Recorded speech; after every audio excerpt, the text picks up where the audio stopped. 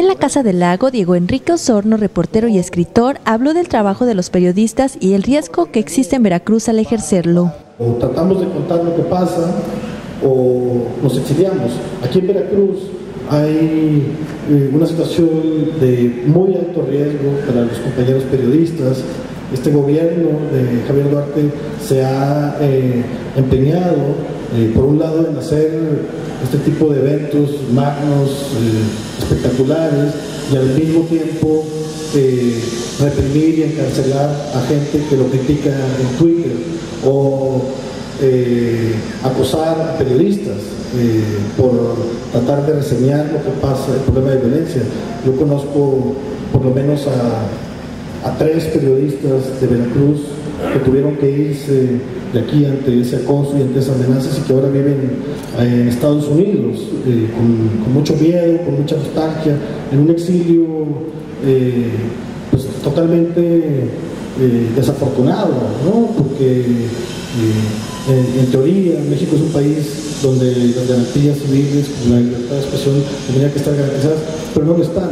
Entonces, creo que si yo me involucré en estos temas fue porque necesitaba asumir ese compromiso de relatar lo que estaba ocurriendo, de darle voz a las víctimas, de tratar de desmontar un discurso de propaganda militar, oficialista, que justificaba una serie de asesinatos que simplemente teníamos que denunciar.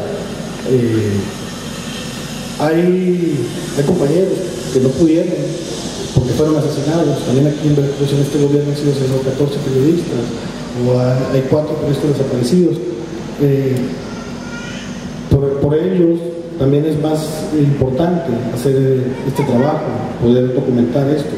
Me agrada mucho que el periodismo que hacen los jóvenes sea un periodismo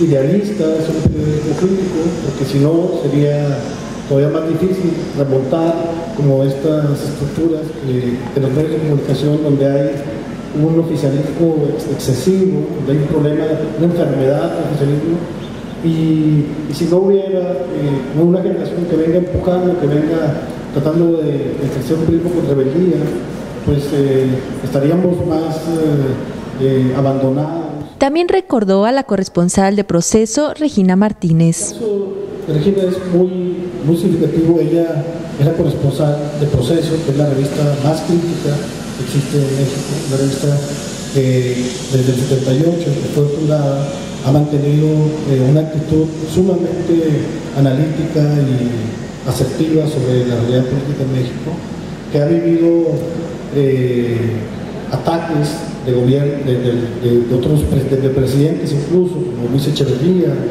que fue un responsable de la masacre de Tlatelolco, o de José López Portillo, de Carlos Salinas, una revista muy acosada, pero que nunca había sufrido el asesinato de uno de sus miembros de la redacción hasta este momento. O sea, eso también nos habla de la magnitud del momento que se vive hoy en día, ¿no? Donde hay esta esquizofrenia, donde hay, por un lado, en México, el hombre más rico del mundo, como Carlos Slim, ¿no? Y 50 millones de personas que tienen menos de 30 pesos al día para poder comer, ¿no? En México.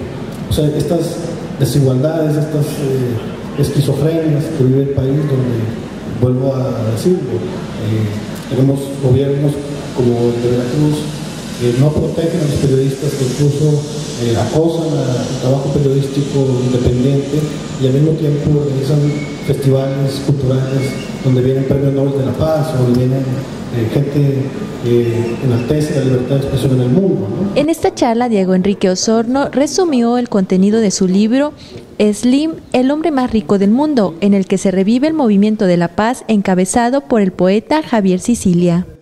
Lo que relata el libro es un recorrido que hicieron un grupo de víctimas de la guerra del narco en México, de Los Ángeles a Washington, entre agosto y septiembre del 2012, con la intención de denunciar en el otro lado toda esta política antidrogas que se ha implementado en América Latina por presión del gobierno de los Estados Unidos y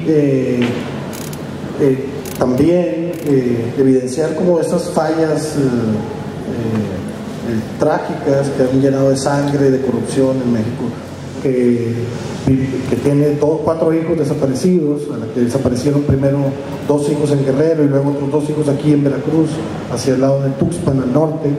Y ella, pues a lo largo de todo este recorrido en Nueva York, en Ohio, pues en una serie de ciudades, va contando su historia junto con otras personas que también sufrieron esta consecuencia trágica de una política antidrogas implementada o diseñada en Estados Unidos y aprovechada populistamente por el gobierno de Felipe Calderón.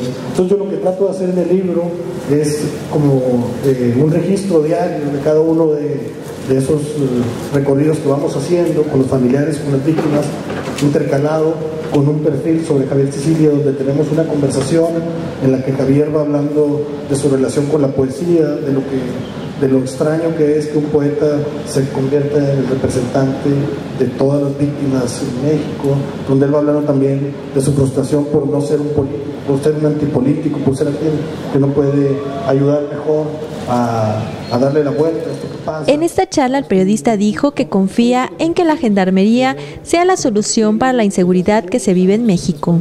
Bueno, ojalá que la Gendarmería sea una solución a este problema de inseguridad que existe en el país y que se tiene que combatir, por supuesto. No quiere decir, o sea, la crítica que yo hago es al populismo punitivo, no es a que se combata la inseguridad.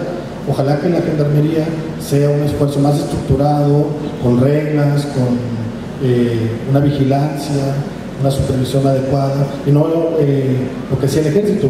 Los soldados no están preparados para hacer labores policíacas, preventivas. Son soldados entrenados para matar, para participar en la guerra. Y entonces era una gran anomalía tener este tipo de figuras de nuestro aparato de seguridad haciendo las labores de vigilancia en las ciudades y las labores preventivas. Yo espero que la Gendarmería tenga pues esa estructura, aunque desgraciadamente en México no hay una sola policía de la que nos podamos sentir orgullosos, desgraciadamente. No hay una policía donde nosotros sintamos plena confianza en que la corrupción o que se envilezca, que se convierta en una fuerza criminal en sí misma con el paso del tiempo, pero pues vamos a ver, no podemos tampoco condenar a priori. Y por otro lado, creo que para el periodismo lo que se avecina es que estas reformas, al momento en el que se aplican, se instrumentan, tienen que ser muy vigiladas por nosotros los periodistas. Reportó para Calor Político TV, María Viveros.